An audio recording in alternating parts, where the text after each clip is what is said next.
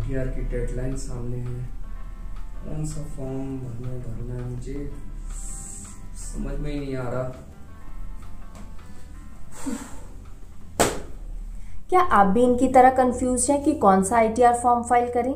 तो जैसा कि मैंने अपने प्रीवियस वीडियो में बोला था कि मैं आप लोगों को ITR फॉर्म के बारे में बताऊंगी, तो चलिए इस वीडियो में मैं आपका ये कंफ्यूजन दूर कर देती हूँ। इन टोटल इंडिविजुअल के लिए 4 ITR फॉर्म्स एप्लीकेबल होते हैं, ITR 1, 2, 3 एंड 4। अगर आप कोई कॉर्पोरेट या रिटायर्ड एम्प्लॉई हैं, मतलब आपकी कोई सैलरी या पेंशन इनकम है, साथ ही साथ आपको किसी एक हाउस प्रॉपर्टी से इनकम जनरेट हो रहा है, मतलब आपने अपना कोई एक हाउस प्रॉपर्टी रेंट पे दे रखा है जिससे आपको इनकम मिल रहा है, उसके अलावा आपका कोई इंटरेस्ट या डिविडेंड इनकम है, और इन सारे इनकम की टोटल वैल्यू 50 लाख रुपीज से कम है, और साथ ही साथ आपका कोई एग्रीकल्चरल इनकम है जिसकी वैल्यू अप टू ₹5,000 है, तो आपको फाइल करना पड़ेगा ITR 1।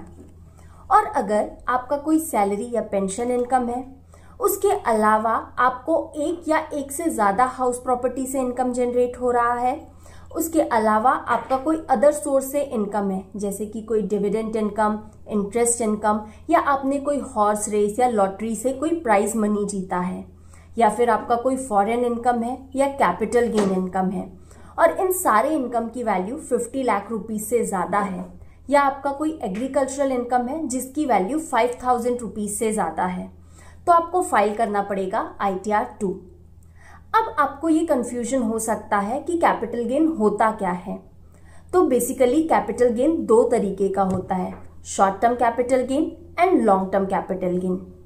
Short term capital gain मतलब आपने अगर कोई एसेट या सिक्योरिटीज या शेयर्स परचेज किए थे और उसको परचेज डेट के विद इन अ ईयर आपने सेल किया, और सेल करने से आपको जो प्रॉफिट अर्न हुआ है उसे हम बोलते हैं शॉर्ट टर्म कैपिटल गेन।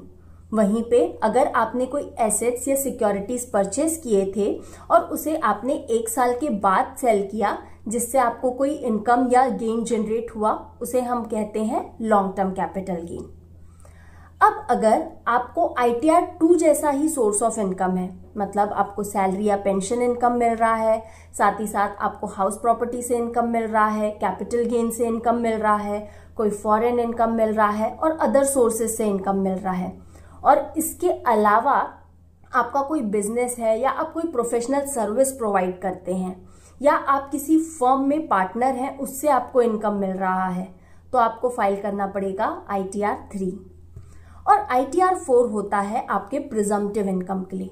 अब प्रिजम्पटिव इनकम होता क्या है?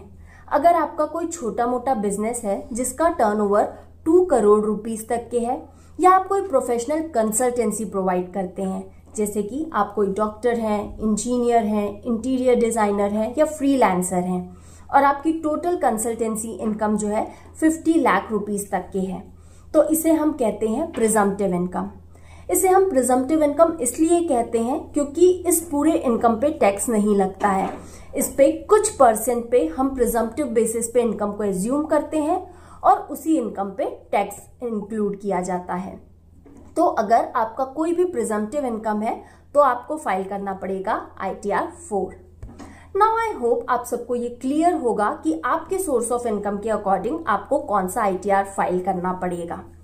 इस वीडियो के एंड में मैंने आपके रेफरेंस के लिए कुछ इमेज शेयर किया है, but if you are still confused then you can comment your query और you can DM me. Till then, keep supporting and sharing. See you soon and stay tuned to FYI. Fuel up your information.